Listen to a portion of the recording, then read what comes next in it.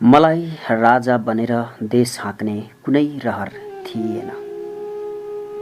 सिङ्गो नेपाल राष्ट्रका निर्माणकर्ता बडा महाराज धिराज पृथ्वीनारायण शाहको वंशवृक्ष, प्रजातन्त्रदाता श्री 5 त्रिभुवनको पौत्र र नेपाली राष्ट्रवादका पृष्ठपोषक राजा महेन्द्रको मध्यम पुत्र एवं विकास चिन्तक राजा वीरेन्द्रका भ्राताको रूपमा हाम्रो मातृभूमि नेपालमा म पैदा भएँ।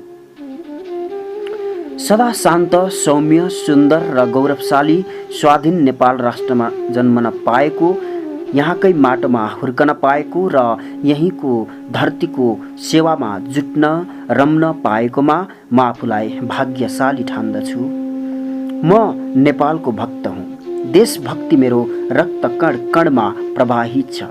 नेपालको प्रकृतिप्रति मेरो आघात प्रेम छ। यही मनोहरी प्रकृतिको संरक्षण, संवर्धन र सम्मोहनमा मेरो मन निमग्न रहेको पनि हो। मेरो त्यो आस्था, आफ्नो प्रकृतिसँगको त्यो नाता, मोह, ममता आज पनि उत्तिकै छ। हो, म राजकुलमा जन्मे। नेपालको राज परम्परा सदा नै लोकहितकारी रह्यो, त्यसमा मलाई गर्व छ।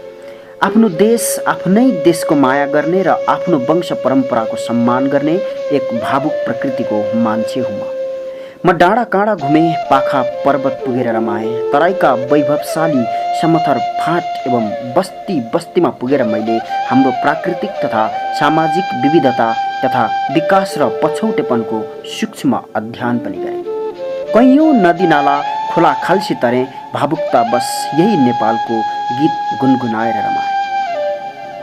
नेपालको इतिहास, यहाँको प्रकृति, सामाजिक संरचना र अवस्था व्यवस्थालाई आत्मसात गरेर प्रकृति, संस्कृति तथा परिस्थितिमा रमाएको मलाई नेपालको ठुलो, महान र विशिष्ट मान्छे बन्ने लालसा कदापि थिएन।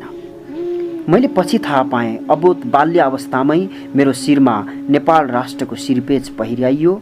त्यो इतिहासले अङ्कित गरेको विषय भएर पनि मलाई त्यसमानेमा गर्वको कुनै अनुभव नै रहेन। जान्ने बुझ्ने भएपछि मैले आफ्ना बुबाज्यू राजा महेन्द्रको शासनकालमा र दादेज्यू राजा वीरेन्द्रको शासनकालमा उहाँहरूलाई सघाउने तथा उहाँहरूका समीप भावपूर्वक रहेर नेपाली प्रकृति तथा यसको समुन्नतितर्फ नै आफूलाई समर्पित राखेँ।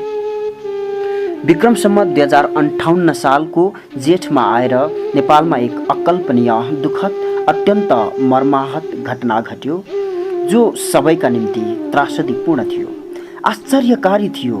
अचानक ममाथि ठुलो वज्रपात भयो। सोच्दै नसोचेको आफ्नै वंशनाशको पीडा मैले भोग्नु पर्यो।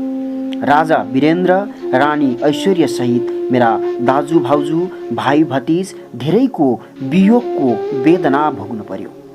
जेठ 19 गतेको त्यो अकल्पनीय, त्रासदीपूर्ण, पीडादायी घटना मेरा आँखामा प्रत्यक्ष रहेन। म राजधानी बाहिर थिएँ। घटना उपरान्तको विभत्स दृश्य मात्र मैले देख्नु पर्यो, सहनु पर्यो। दरबारभित्रको त्यो कार्यक्रममा मेरी श्रीमती कोमल पनि सम्मिलित थिए। त्यो घटनामा मेरी श्रीमतीलाई भगवानले कसरी बचाए कुन्नी। उनीलाई पनि गोली लागेको थियो।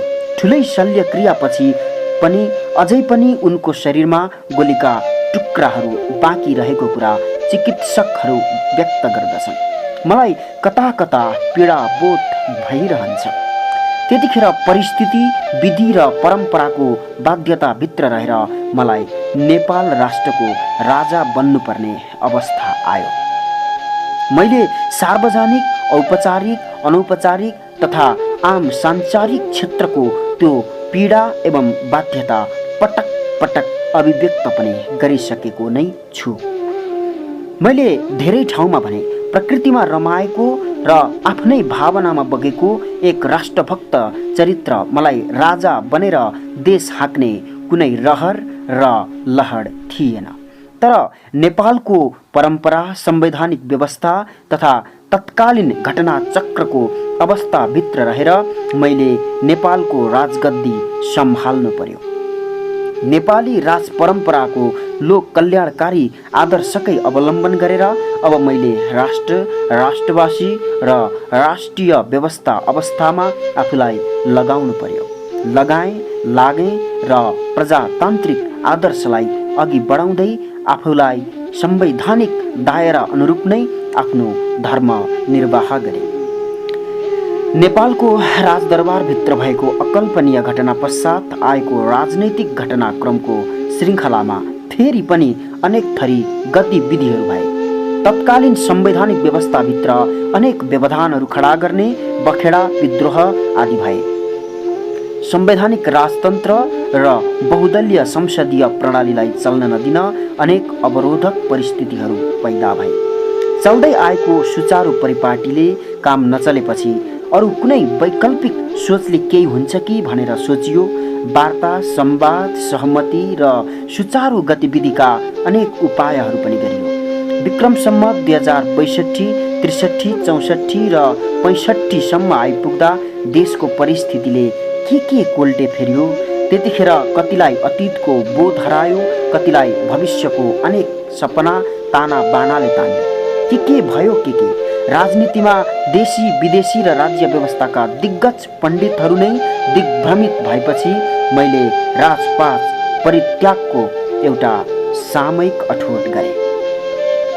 उदारतापूर्वक परिवर्तनकारी शक्तिहरूबाटै यो मातृभूमिको उत्तरोत्तर प्रगति होला कि भन्ने सोच राखेर नासोको रूपमा सिर्पे सुम्पिएर नारायण हिटी राजदरबारबाट निस्किए।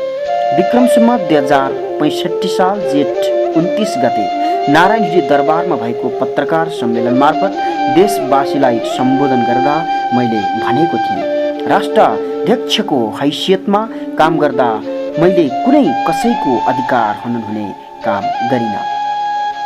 अहिले पनि म आफ्नो अन्तर्हृदय पुग्दछु कि मैले आफ्नो 7 वर्षे त्यो राज्यकालमा जे गरेँ त्यो तत्कालीन संवैधानिक जटिलता र अवरुद्धताको कार्य कारणमै भएर गरेको हो। अन्यथा मेरा यावत क्रियाकलाप देशहित विरुद्ध थिएनन्। अनि त्यतिखेर मैले भनेको थिएँ, म जुनसुकै हैसियत र अवस्थामा रहे पनि नेपाल राष्ट्रको स्वतन्त्रता अखण्डतामा समर्पित रहने प्रण गर्दछु, किनकि मलाई स्वतन्त्र राष्ट्र नेपालको माया छ।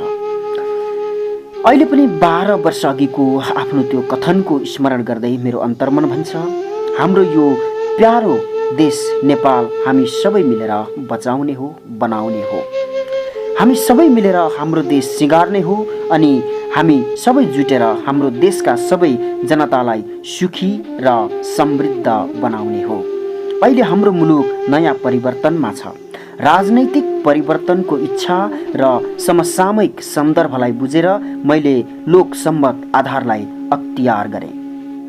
तत्पश्चात पनि एक स्वतन्त्र नागरिकका हैसियतले मैले राष्ट्रभक्ति तथा जनहितकारी कार्यविधिलाई नै आफ्नो राष्ट्रिय धर्म ठान्दै आएको छु।